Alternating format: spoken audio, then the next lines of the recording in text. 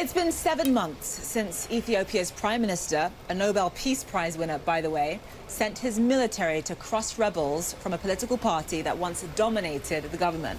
Abiy Ahmed promised the operation in Tigray would be over soon, but it wasn't. Eritrean troops joined the fight even though the Ethiopian government denied that they were taking part.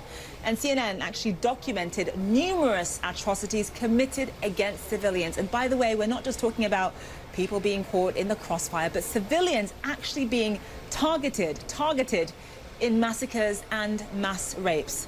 Ethiopia has promised unfettered humanitarian access to allow in desperately needed aid, but large parts of the region are still out of reach. And while the world waits, the suffering deepens in Tigray with every single passing day. It is so hard to overstate the catastrophic human toll of this war. Thousands have been killed and many more displaced, while those left behind could actually face starvation. The UN estimates that more than 90% of the people in Tigray are in desperate need of emergency food aid. Yet Ethiopia, meantime, is actually defending its actions in Tigray, and it's turning the tables on critics, accusing them of disinformation and orchestrating their outrage. Before the show, I spoke to Ethiopia's ambassador to the United States, and I began by asking how on earth, given everything that's happening in Ethiopia, how on earth his government can justify the war in Tigray. I want you to listen to what he said. First of all, we have to clearly see how the unbalanced reporting, the disinformation and misinformation going on. The Attorney General has been investigating sexual assault or a means of war and all other allegations. So it's not true.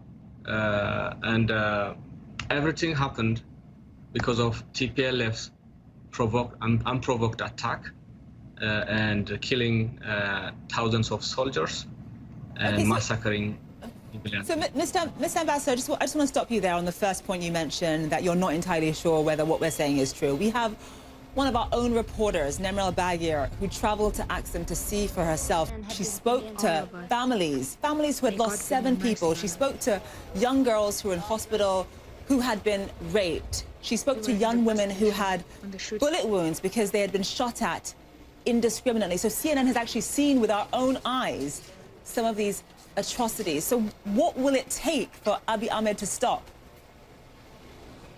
I followed the reports by CNN, and I beg to differ with the reporting, the way it was conducted, and also we have seen no evidence, and there are also there were people in that report who showed our reporter areas on the ground where their loved ones had been buried, where you could actually still see the blood. What don't you believe? Again, that report was checked by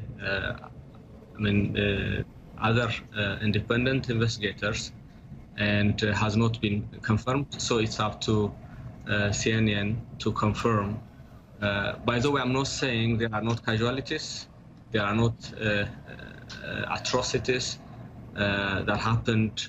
This is, a law enforcement operation trying to stop terrorists from advancing, and now turn it into insurgents. So I'm not saying there are not killings of civilians, there are not victims, but the way CNN reported was to blame the government, to take the blame towards the government instead of allowing professional investigators to conduct such allegations.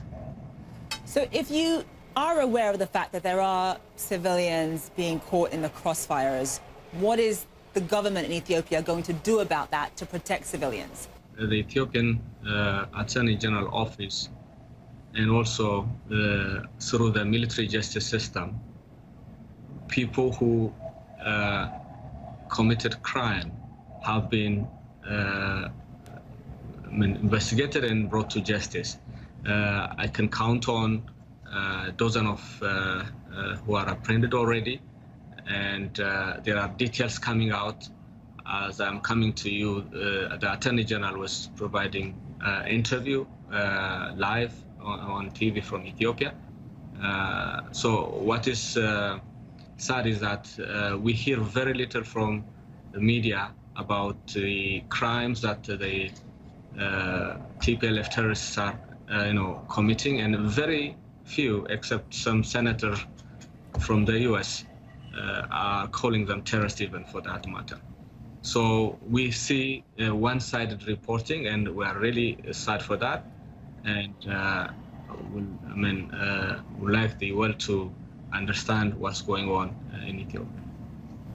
A lot of people are aware of the fact that the Ethiopian government has some gripe, if you will, with the TPLF, and the fact that a lot of people believe that the TPLF was part of a once very repressive regime. I think what concerns the international community, though, is the fact that there are so many civilians that are caught in the middle and innocent people being murdered. In terms of Eritrean forces being forced out of Ethiopia, being forced to withdraw from your country, where do we stand on that? To begin with, Eritrean forces crossed the border because they had threats for the security. They were provoked by the TPLF launching missiles to different cities, in Asmara, in the Eritrea. So they had no option when they were not guaranteed protection from the Ethiopian government, but just to protect themselves. Now we have agreed, already letters have been exchanged, and some technical military arrangements have been going on. So very soon we'll see Eritrean troops leaving the country. Okay, so very soon. So what does that mean? When by?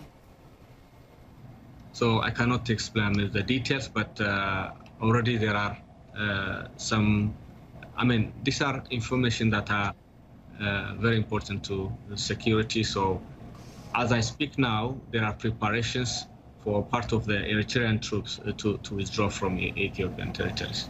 In terms of the U.S., though, this war started in November, and I think a lot of people will agree that the U.S. has been very patient with Ethiopia up until this point in time. They tried sending Senator Chris Coons to talk to Abiy Ahmed himself. That didn't really work. They tried sending Jeffrey Feltman, the special envoy, to the Horn of Africa. That hasn't seemed to work so far.